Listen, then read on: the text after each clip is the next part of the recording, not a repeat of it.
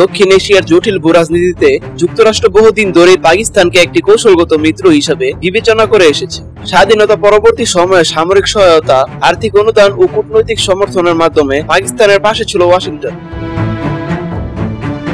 গত এক দশকে সেই পুরনো সম্পর্ক ক্রমেই জীর্ণ হয়ে পড়ে।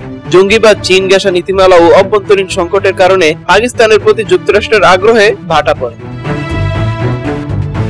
কিন্তু সম্প্রতি ভারতের সঙ্গে যুদ্ধ উত্তেজনার প্রেক্ষাপটে হঠাৎ করেই যেন যুক্তরাষ্ট্র পাকিস্তান সম্পর্কের বরফ গলতে শুরু করেছে।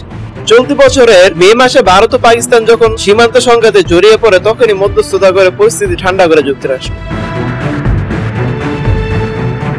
এই শান্তিপূর্ণ হস্তক্ষেপের পুরো কৃতিত্বই ট্রাম্পের কাঁধে তুলে দেয় ইসলামাবাদ। এমনকি প্রেসিডেন্ট ডোনাল্ড ট্রাম্পকে 2026 সালের শান্তিতে নোবেল পুরস্কারের জন্য আনুষ্ঠানিকভাবে প্রস্তাব দেয় পাকিস্তান সরকার। হোয়াইট হাউসও এই প্রস্তাবকে স্বাগত জানায়। এই অনুকূল পরিবেশে ট্রাম্প পাকিস্তানের প্রতি নিজের সদিচ্ছার প্রকাশ ঘটান আরো এক ব্যতিক্রমী উপায়। হোয়াইট হাউসে মধ্যাহ্নভোজে আমন্ত্রণ জানান পাকিস্তানি সেনাপ্রধান ফিল্ড মার্শাল আসিম মুনিরকে। ইতিহাসে প্রথমবারের মতো কোন পাকিস্তানি সেনাপ্রধানকে এমন কূটনৈতিক সম্মান জানালেন একজন মার্কিন প্রেসিডেন্ট।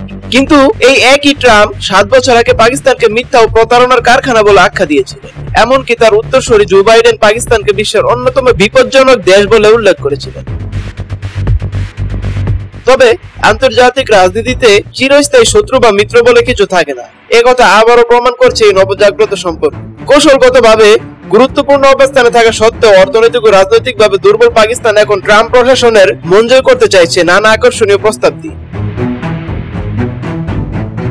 সম্প্রতি পাকিস্তানের উপপ্রধানমন্ত্রী ও পররাষ্ট্রমন্ত্রী মোহাম্মদ ইসাকদার ওয়াশিংটন সফরকালে মার্কিন পররাষ্ট্রমন্ত্রী মার্কো রুবিওর সঙ্গে বৈঠকে মিলিত হন। বৈঠকে পাকিস্তানের আঞ্চলিক শান্তি ও স্থিতিশীলতায় অবদানের ভূয়সী প্রশংসা করে যুক্তরাষ্ট্র। সবকিছু মিলিয়ে প্রশ্ন উঠেছে, এ কি শুধুই একটি সামরিক রাজনৈতিক সৌজন্য, নাকি দক্ষিণ এশিয়ায় চীনের প্রভাব প্রতিরোধে পাকিস্তানকে ঘিরে নতুন এক কৌশল সাজাচ্ছে ট্রাম্প? উত্তর সময়ই বলবে। তবে নিশ্চিতভাবে বলা যায়, যুক্তরাষ্ট্র আবারও পাকিস্তানের কাঁধে হাত রাখতে চাইছে।